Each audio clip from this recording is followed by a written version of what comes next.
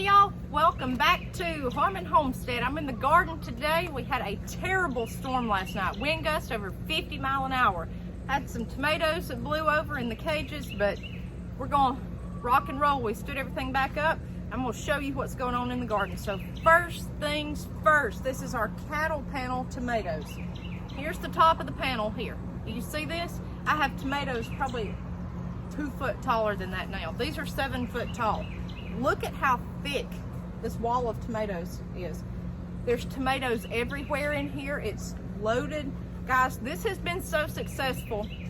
Honestly, this probably will be the only way I plant tomatoes from here on out, because this cattle panel, we've got a whole nother one down here that I tried to grow zucchini and squash on. These plants are a foot to 18 inches apart. This is the way to go. My theory is this is so thick and interwoven, it's like pests can't even see to get to it. I don't know. I have not pruned these whatsoever. I've not touched these except the very bottoms. I've pulled off a few limbs. Otherwise, this is just let go. Now, I do come out here and stake everything up. See if you can see that there. I mean, look at this. It's so interwoven. See if I can see. Guys, it's hot out here. It's already hot. The high today is 95. By Friday, we'll be at 100, and that's the actual temp. But look at the tomato. I mean, there's tomatoes everywhere in here. See that? I don't know if you can. I mean, they're everywhere. Everywhere. There's one right there. They're everywhere. I am so pleased with this. Like I said, I don't think we'll do this any other way. They're just tied up with yarn, sock strips. I mean, this is crazy, guys. Look, it's everywhere, everywhere. Now, I'm gonna turn the camera around. I'm just gonna tell you about everything that we've got growing here. See if I can back it up a little bit. All right, here is our row of Clemson spineless okra. This is the only row that I have not weeded out. I didn't want to pull these little tender shoots up because my okra struggled for a while. Okra does not like to grow in anything but heat. If you are in a heat wave right now, okra will do well. Okra loves heat. So if you're going to plant anything else and you've got really high heat right now, I would go with okra. Okra and field peas, they'll do great in it. Peppers, if you got peppers, go for that if you're in a heat wave right now. Look at our row of peppers here. We got a Greek peppercini, we've got cayenne, jalapeno, and bell. Look at this. They're up to here. Last night I made homemade pepper sauce. They're doing great. Now at the back here on this wall, I don't know if you can see or not. Let me move the camera. I have a row of Christmas pole lima beans, and then I have my squash. I've got one zucchini on the other side that's still going. They're loaded with little lima beans everywhere. Very pleased with this.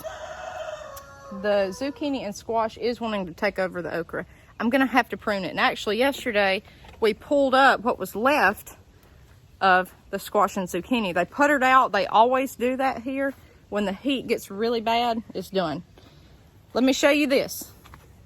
These are our contender bush beans. You can tell by looking that these look rough. It's week number 4 since I've been picking off these, and they're done for. They're pretty much done for. Your plants with bush beans produce a lot over a couple weeks, and then they're done. These do not need support. Down at the bottom back there, I have a wall of cucumbers and pole beans, not bush beans, but they're green snapping beans. Those are rattlesnake beans back there. They climb. These stay small and compact. What I did, just as an experiment, I threw fertilizer to it a week ago, and sure enough, they're blooming again. I won't have a lot of beans off of these, but I will have one last throw. I want to replant this area really in early July, middle July, to have a fall crop. I was going to do bush beans, but I think what I'm going to do is plant field peas. I pulled up my squash and zucchini. They're right here. I've got a few left at the bottom. The squash is doing great, but the zucchini was just done. So the soil was still loose here up under those huge plants.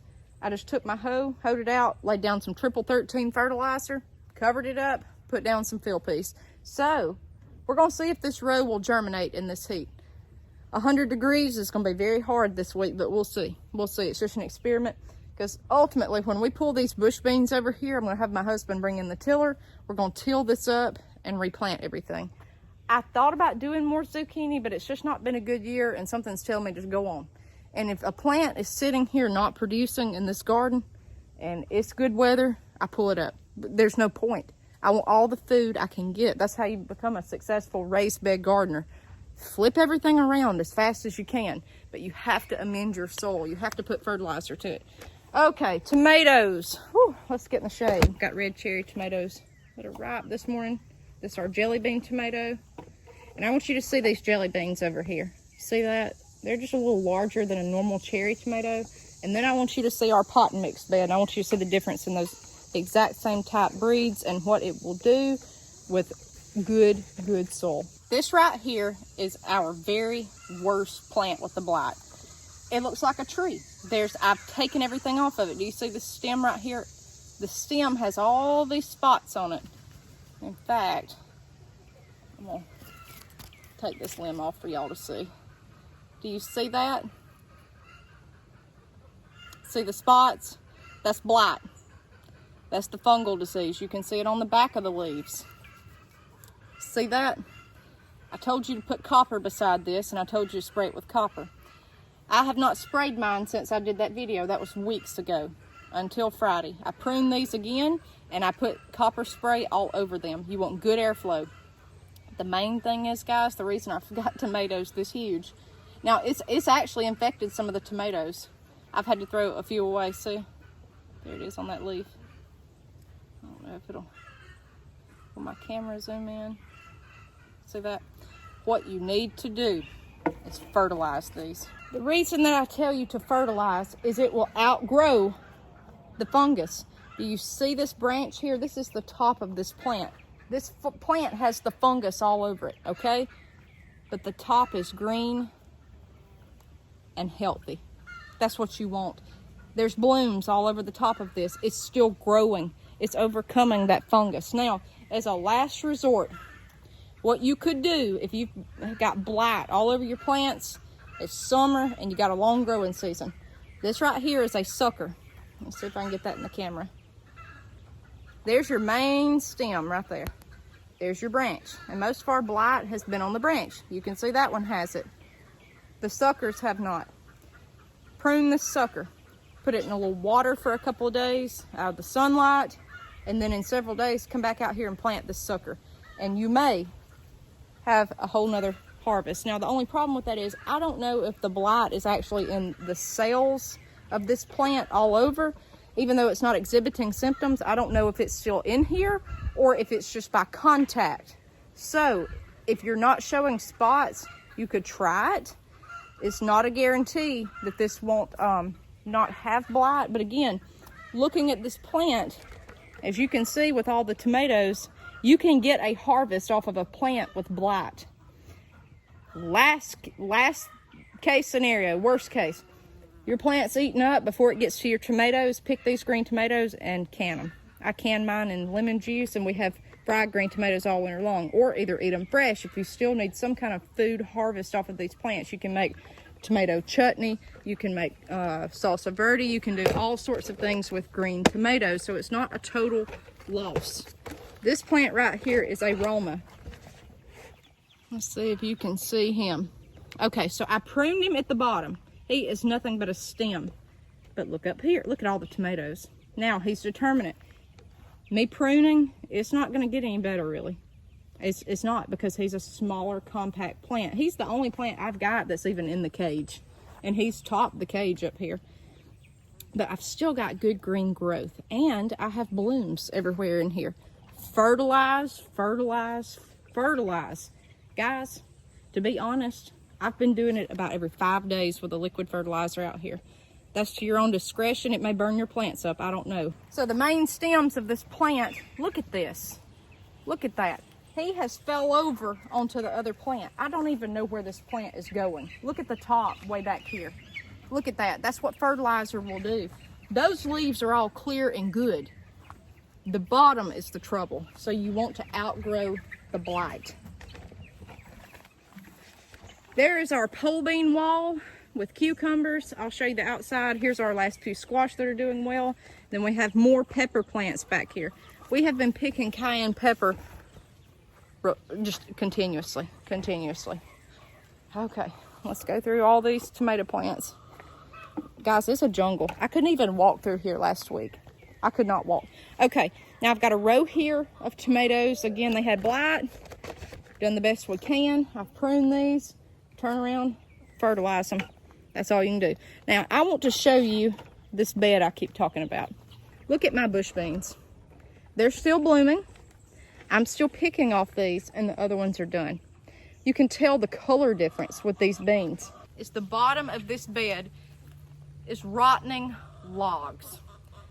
My husband had some logs that was piled up on the other side of the yard. We put them in here. I lined the bottom with cardboard, but the logs on top. I didn't want grass growing in here. That's worked. Then I have taken shredded paper, shredded toilet paper rolls. Look here. Look at this, what I threw in here. This is just like this is an active compost bed. Corn husk, corn silks. Let it decompose. Any kind of cardboard, paper, anything. Food scraps I've thrown in here. Food scraps. Everything known to man. Look at this. This is 10 by 20. So all these people telling you can't grow in a small space, that's not the case. That's not the case. This bed is outdoing that one by far. With the height of the plants, the size of the plants, the amount of produce we're picking, this is, I mean, look at it. You can't even walk through here. Look at it. Now, a lot of it's how I've spaced things, and look at this. I mean, I don't know if you can, but we're picking beans. I mean, every day. Every day we're picking beans in here. Look at the sunflowers back there. Those are, if you can see in the camera, I've got some blooming. I'll get the camera down there. Those are Autumn Glory from Baker Creek. Guys, the average height of these are 7 foot. I measured my smallest one Saturday morning, and it was over 8 foot tall. The rest are 9, 10 foot. Look at this. Fertilizer and what your stuff's growing in. That's it. I mean, that's even the number of tomatoes on these plants. And let's talk about those. Let's see how the blight's doing over here, because I told you it was everywhere. Okay. First of all, I want you to see the jelly bean tomato. I mentioned that in the other bed. And I want you to see these tomatoes, if you can. Look at the size of those compared to those other ones I showed you. They look like, I don't know, plums. Look at, y'all, look at these tomato plants. They're 7 foot tall. They are literally growing on top of each other. Again, they had blight. I pruned the bottom, let it be, keep giving good growth up top. I've never in my life, y'all. Look at this. Look at that. It's gorgeous. I don't know what this one is. He was just a random seed here. He just popped up and I let it be. Look at that. This right here is our okra patch.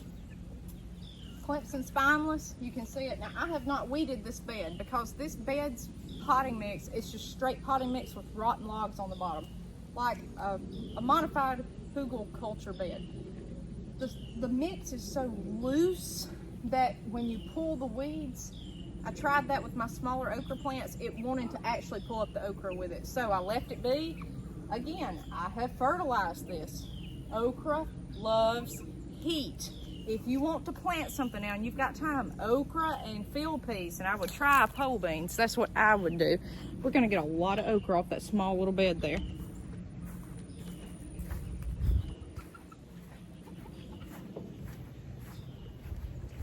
So our cucumber plants have taken off. Here's one. This is on the back side of my raised bed fence. Cucumbers and beans love each other. Beans fix nitrogen into the soil, okay? Cucumbers love that. They're heavy feeders. They like stuff like that.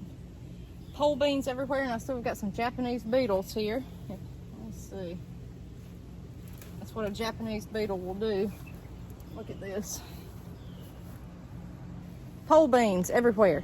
Pole beans will have the most beautiful little blooms you have ever seen. They're usually purple you can see, look at that. And when the bloom falls, a bean will come behind it. There's my cucumber blooms. See the yellow? Look at this. Cucumber. And I thought I saw some beans. Here we are. Okay, can you see? Perfect.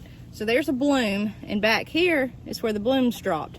There's your beans all through here. Now rattlesnake pole beans, you'll notice little stripes come on them. That's just part of the bean.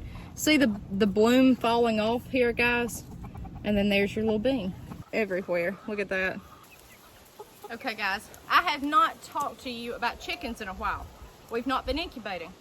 This time of year, we just grow our grow outs. By July, August, we should start getting eggs from the oldest ones all the way up until October, November. That's how I get eggs in the winter, okay? That's how you can get eggs in the winter if you have your own flock and an incubator. Hatch them where they will start laying in the fall and you're good, okay? But let me show you a trick, a tip to keep your chickens cool.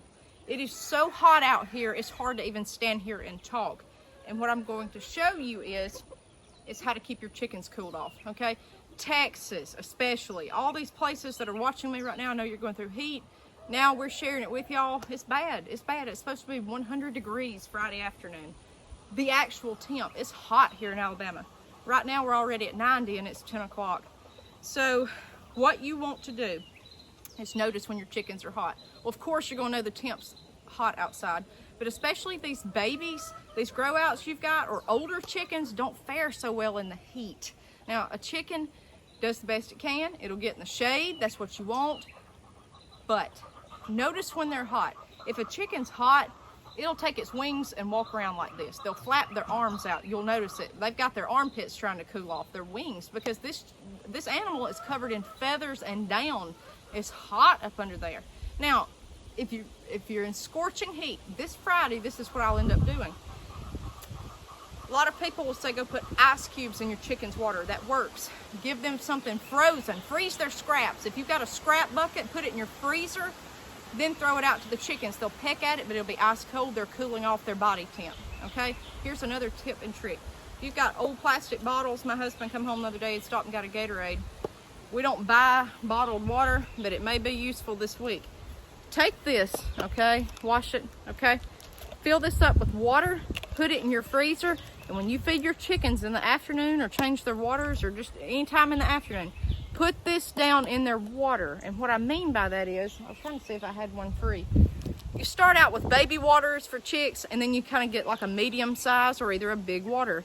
When this is frozen, put it down in the bigger water. This won't fit in a baby's water, but it will for a bigger chicken. This is like an ice pack, and you can reuse it over and over. If you've got disposable bottles, do that. That'll help cool your chickens' core body temp off so they'll fare better. The chickens that I worry about, again, are the babies. As far as your grow outs, like the chicks under 6 weeks will do fine in this. They like heat anyways.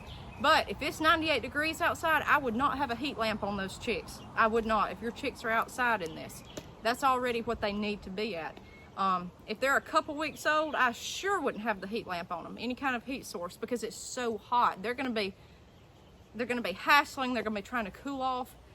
I worry about them, but I worry about these 2 to 3 month olds the worst, because they can't really regulate themselves. So that's when you need to do stuff like this right here. Cool them off, make sure they're well fed. You'll notice your chickens won't want to eat and drink a lot. Try to encourage that, give them treats. If you've got tomatoes that are rotten, any kind of tomato, take it, put it in your freezer in a Ziploc bag, turn around, throw it out, and they run. They love to peck at something like that while it's cold. That'll cool them off. So that's the tips and tricks that we've got for our chickens. It's worked before. Now this my husband come up with, and I can't wait to try that because I think it's going to be a good idea, especially to cool their water down. Make sure that they can get to shade. That's with any animal you've got, especially house pets like dogs. Make sure that they can get to shade. Now you can see we've got trees everywhere. We're out in the country here, so we have a great amount of shade. These chickens can go up under the deck, the trees, the shade. They're good with that. Now our dogs have shade cloth over their pen, and they only stay outside during the day. But just keep your animals and your flock in check right now. As far as other animals, I don't know what to tell you to do because we don't have them. Ducks. Our ducks get in their little tub, their pond, more often when it's hot. Make sure they've got fresh, clean water. Make sure that's what you want with animals that need water like that, okay? Take care of your babies. This is what we've got going on, our pasture garden. Again, the corn is standing. I don't know how. After last night, by this weekend, before the 4th of July, we should be picking corn. We'll see y'all next time on Harmon Homestead.